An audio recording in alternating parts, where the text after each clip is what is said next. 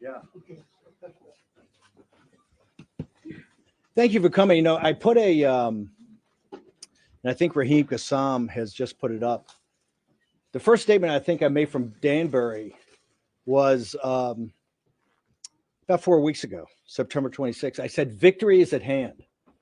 That you can see the collapse of this kind of phony campaign by Kamala Harris, the politics of joy, right? And she had nothing to back it up whatsoever. And you could see the beginning in the polls start to come our way.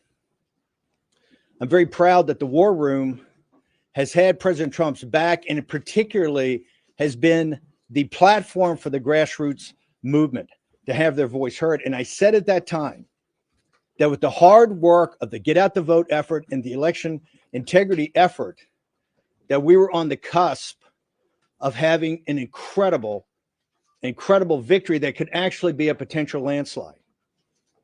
Now we come to today, and I'm finally out of being a political prisoner by the Merrick Garland, Kamala Harris, Nancy Pelosi regime. Okay, for standing up for my political beliefs against an illegitimate committee in the House that did not have a ranking member and did not have minority counsel.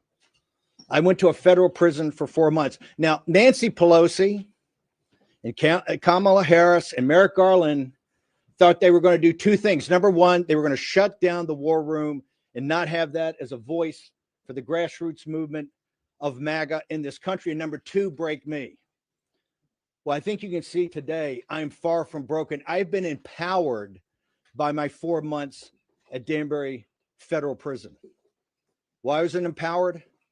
Because I was able to listen, to observe, and to learn from working class minorities, young African-American men and Hispanic men, and yes, Puerto Rican men, about what their lives are and what the queen of mass incarcerations, which is what they believe that Kamala Harris is. She refuses, and she has refused as border czar, to commence any mass deportations of illegal alien or illegal migrant criminals in this country. And today, President Trump with the angel moms actually had to say, we need to set up a form of restitution to reimburse these folks. Kamala Harris, Vice President Harris, as the border czar, has refused to do that and continue on the mass incarcerations. Now, President Trump, and quite frankly, with the visionary leadership at the time of Jared Kushner, President Trump came with the most significant prison reform bill ever created, the First Step Act. And today, 6 years after, and 4 years into the Biden regime, of which Biden in 2020 promised and committed to dramatically decrease the number of incarcerations in federal prisons, and nothing has been done. Nothing has been done. You know, this is criminal negligence by the highest, at the highest levels of BOP, Bureau of Prisons, and the Justice Department. You have particularly minorities, African Americans, and Hispanic men and their families being broken, rotting in federal prisons, when the First Step Act is very clear of what's supposed to happen, and all they do is get spun and spun and spun. The system is broken. Bureau of Prisons is broken. This is not about Danbury and not about the individual. I have many good individuals working at Danbury Federal Prison. The system of the BOP, the system of the Justice Department is broken. They have weaponized the Justice Department against a political movement, a conservative grassroots movement that's had President Trump's back. And from the dark days of February, March, and April of 2021 is on the cusp of the biggest political comeback in the history of this nation, led by grassroots people, everyday Americans, including, as we know now from the polling, and the reason I said we're on the cusp of a massive victory, she is failing to connect with minority men, Hispanic and African-American men. Now, why is that? They understand what the scam is. They understand that this administration purposely let in millions of illegal alien migrants, illegal aliens, to drive down labor costs. The Federal Reserve said it from the very beginning. We're going to drive down labor inflation by getting more unskilled workers here and putting pressure on the lowest skilled sector we have. And they were successful, and they brag about being successful. The minority community understands that. They understand the scam and the what done. It do is not implemented. Eric Garland and Joe Biden in the White House and Nancy Pelosi understand it'd be a massive political win for President Trump. And that's why they're failing to do it. They thought they would shut down the war room and take our power away. The show is bigger and more powerful than it's ever been. And please, it's not a podcast. We take the live streaming television show every day in the radio show and we turn it into a podcast. So my brothers and sisters at CNN, when you say the podcast number is off slightly, right? It hasn't. We were the largest podcast, but we're streaming. We stream on television, and we play on radio and online. And Nancy Pelosi thought a federal prison was going to break me. Well, it empowered me. God bless you. It empowered me. I am more empowered today, more focused today, sharper today, in better shape today than I've ever been in my entire life. So Nancy Pelosi, suck on that.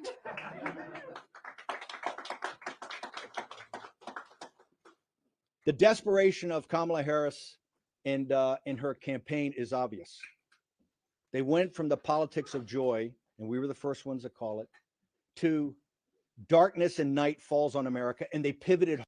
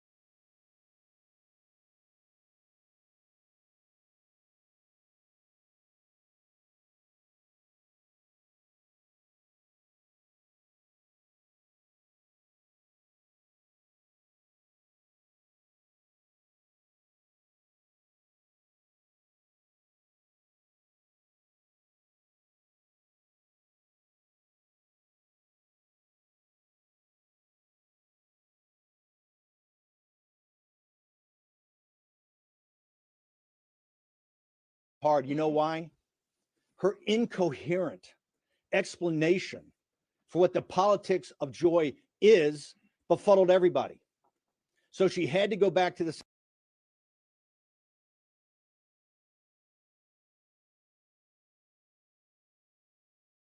same playbook. Trump's a fascist.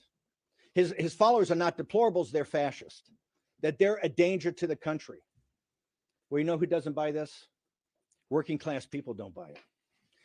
And particularly African American and Hispanic men do not buy it. I had a great opportunity at Danbury, and I want to thank the Education Department of Danbury Correctional Institution for allowing me to teach, yes, civics and government. I had, I think, close to 100 students in 3 different classes. The majority of, particularly the later classes, were minority men, African American, Hispanic, lots of Puerto Ricans, lots of Dominican folks in the Dominican Republic. And if you had a chance to read Vanity Fair, the cover story on our populist nationalist beliefs, you can see that it talks about economics, and it talks about the way the system works. the financial system in this country, how it's inextricably linked to the political system. And you can't understand what's going on until you understand how the economy, how the Federal Reserve, how deficits, how they play into the politics of the day. That much that you see on television is just professional wrestling when it comes to politics and is not the thing itself. And I can report to you that these young men, most of whom are nonviolent drug offenders that have, quite frankly, a lot of years in prison.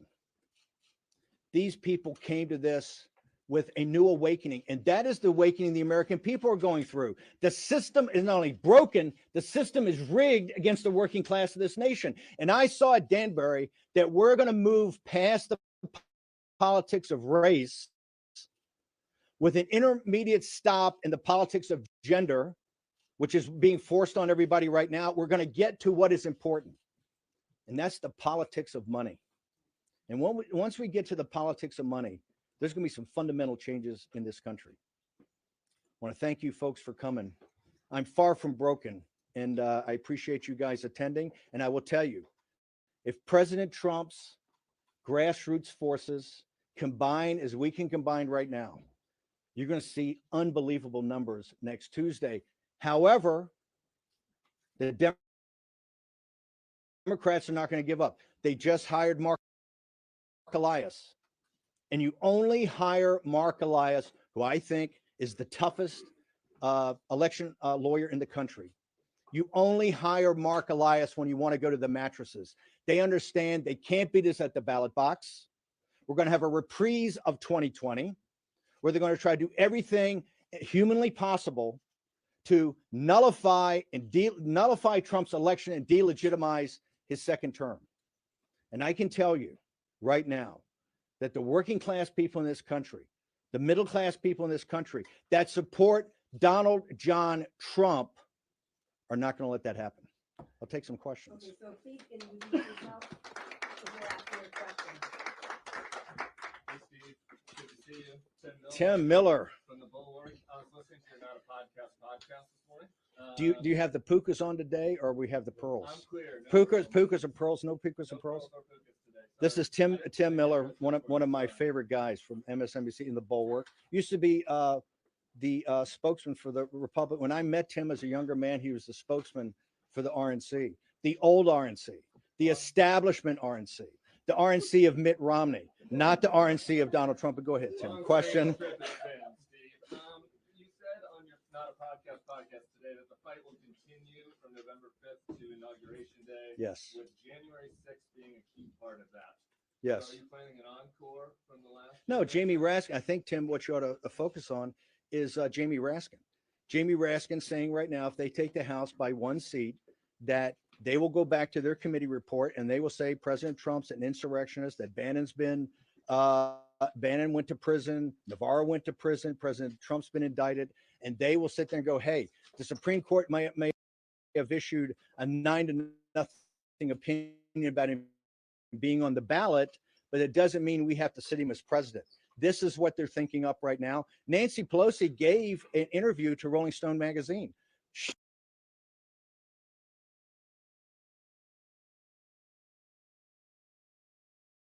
She said her number one priority is to make sure that Donald Trump is not only not elected or reelected president of the United States, but he never sets foot in the White House. Nancy Pelosi and Jamie Raskin right now are thinking about, and they're very open about it, of not certifying a Trump victory on November 5th.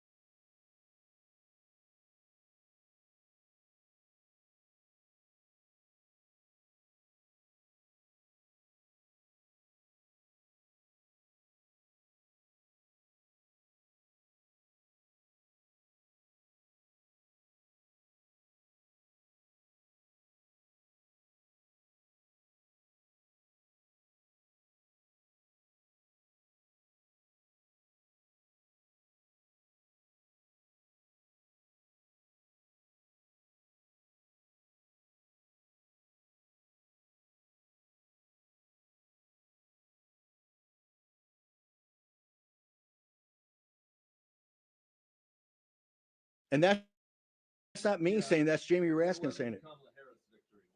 What are your plans for after November 5th with the Kamala Harris victory for the ballot box?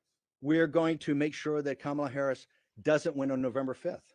We're highly confident. We've seen the polls, you've seen the numbers coming in. We're going, look, we believe in the American system of democracy. We believe that, and the reason we like democracy, we're winning, right? And we're going to win on November 5th. So I do just wonder then. Just, but you do agree with me on Jamie Raskin, that Jamie Raskin's already said they're not going to certify President Trump. I don't agree with that. I do wonder though. You were teaching civics. You know, you're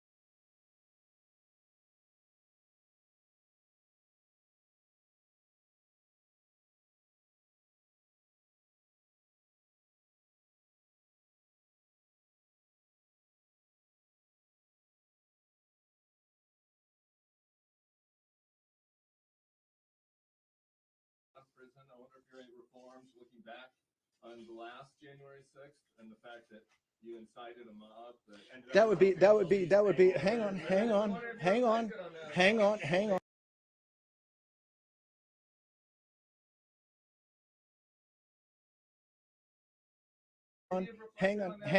Hang on. If you look at what we said, is that as the states requested, 7 states requested, never got to hang on, a full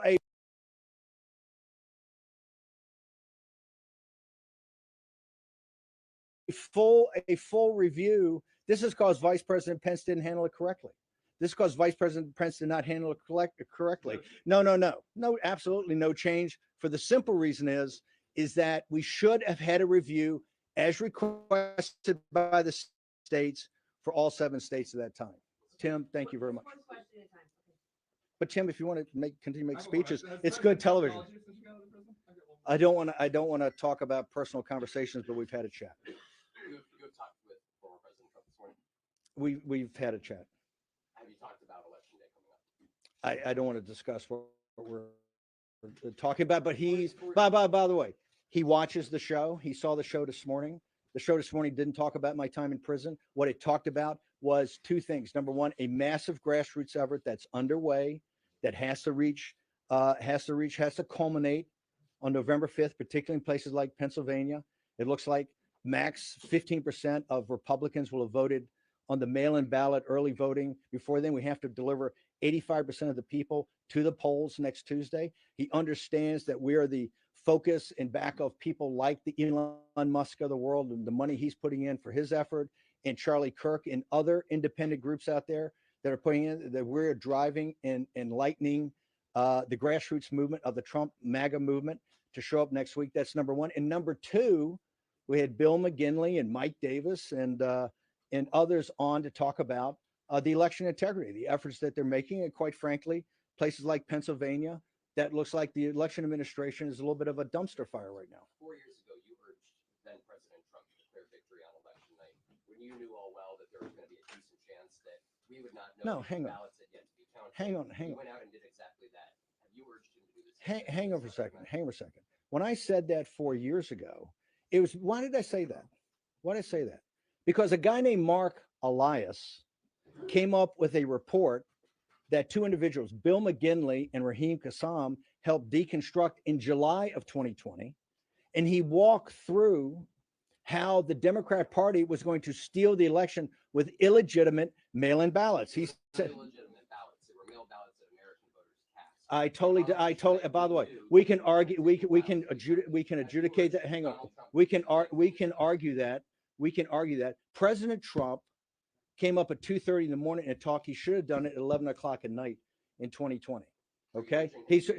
I am urging President Trump, if the votes come in like it looks like they're going to come in, he should step up and inform the American citizens of exactly what's going on and not keep people in the dark like was done in 2020. So President Trump should step up and walk people through state by state of where these leads are and how these leads came about. We're not prepared. We're not prepared to have in the dark of night all the problems that happened last time. Okay. Okay. The 2020 election was stolen. Okay. I will never back off that. And we know that you wanted him to stay on as president. We know that you wanted the election. I didn't want that. What I wanted was I wanted the will of the American people at the ballot box to be effectuated. I want the will of the American people at the ballot box to be effectuated. That's what I wanted. Steve, yes, sir. Road steamer here. I'm wondering when's the next insurrection, and can we storm the Burger King after this? Like, can we do that? I mean, doesn't he look great now? We were in Danbury the first month together. He looks great. You don't remember me? We were lifting weights and stuff in the weight room. When's the next insurrection? How are we gonna do this and stuff, man? You know what? I'm leaving. I'm having a good time. He looks like Yoda with AIDS right now. Ronnie Rhodes team, and no political violence, people. This place smells like mothballs. Yes, sir. Yes, sir.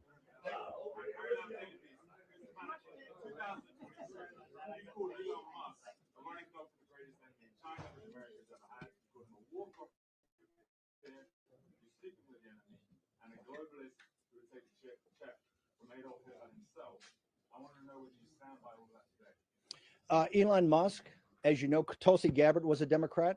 Robert F. Kennedy Jr. was a Democrat. Elon Musk was a very progressive Democrat. They've all become awakened by the MAGA movement.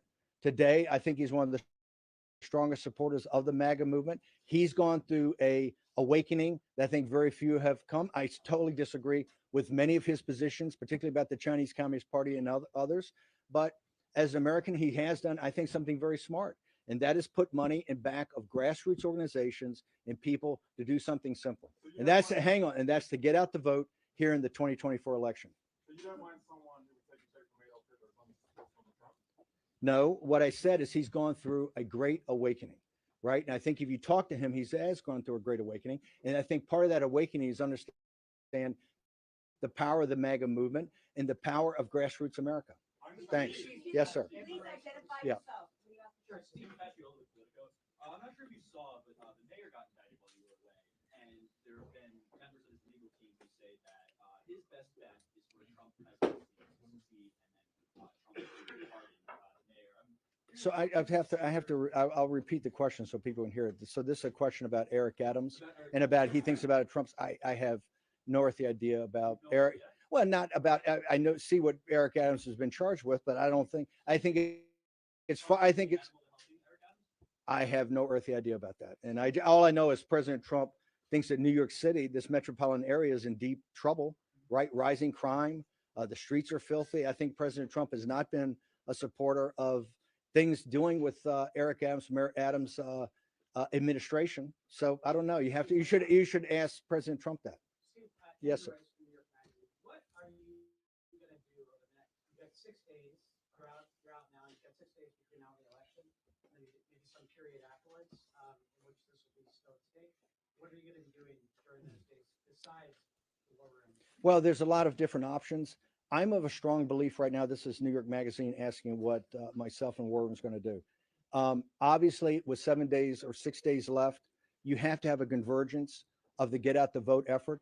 I am not a huge believer in our ability to actually participate in rallies or do rallies, because right now I think President Trump does that great. And he has people along that are going to do rallies in the different states. Our focus is one thing, to make sure that we get as many American citizens either early voting while they can or to the polls next Tuesday. And so our efforts are how to scale that effort like we did today on the show and other efforts behind the scenes. So our thing is to make sure that we're there to scale the vote of get at the vote operations and also on the election integrity. Today we had Bill McGinley, one of the senior lawyers on there, and he's still calling for volunteers. I think there's been 200,000 election integrity volunteers. We need to get people in the counting rooms. We need to get people around the tables to do ballot curing. Okay, so there's still need for that. So we're going to call for that. So our efforts are on the election integrity efforts to where we can be supportive and then get out the vote. Yes, sir. Peter Harrell on the scene. If the election is declared in favor of Vice President Kamala Harris, what exactly you believe former President Donald Trump should do in the following 2 months? Will you unequivocally condemn political violence? Wait, hang on. Who believes in political violence? That's a loaded question. Of course, people don't believe in political violence. I was just a political prisoner of a regime that put somebody in prison for what has been a civil charge at the history of the country. I think I've been told I'm the only misdemeanor that's ever been at Danbury Prison. I think I'm the only misdemeanor. They told me when I was on trial in federal court in D.C. that I'm the first misdemeanor at a federal level. You know, CNN reported that wrong the other day. I'm not guilty of a felony. That was a misdemeanor. So listen, we have to go through this election, and whoever wins the election wins the election. Okay, I think we can show we're pretty powerful in opposition, right? So if whoever wins wins, but I can tell you right now, it's not Trump that's hiring Mark Elias. It's not Trump's going to the mattresses about election integrity right now. It is Kamala Harris's campaign. And why is she doing that? Because the politics of joy was an epic fail. Now, why was it an epic fail? Because she couldn't take the narrative and actually put together a coherent set of policies that people could understand. And so she's pivoted. She's pivoted worse than Hillary Clinton. She doesn't call people deplorable. She calls them fascist. This rhetoric is dangerous. It's dangerous, and all they're doing is ratcheting it up. And you're going to see the working class people in this country, the middle class people in this country that are in back of the greatest political comeback in American political history are going to say, whoever wins this election wins this election. Yes, sir. My name is Joe the Fox. I'm with the America First Warehouse, part of Real American Voice. 1,392 days have been since Ashley Babbitt was shot and murdered at the Capitol. 820 days, Mickey Wickoff, Nicole left to sit outside the gulag next to the Can we get a question? question is Okay. this, sir. Yes, What sir. can we tell them? Because now 315 in jail, 314 today. What can we tell them to expect? Here's what I think. If you look downrange for a second of President Trump's second term that commences on January 20th, look at what's going to happen. Number one, the debt ceiling. We hit the debt ceiling almost immediately. Number two, you have the expiration of President Trump's tax cuts. Number three, the government runs out of money December 20th. It looks like it's not going to be an omnibus. President Trump has to deal with a massive fiscal crisis, okay? Economic and fiscal crisis. In addition, you need to start to do what Kamala Harris failed to do. That's the reason that African-American men and Hispanic men are not voting for her and staying away, is that you have to begin the mass deportations of illegal alien criminals. That is in the first couple of weeks of his second term. There are many things that have to happen in many investigations that should take place under the proper structure, apparatuses, and to be adjudicated.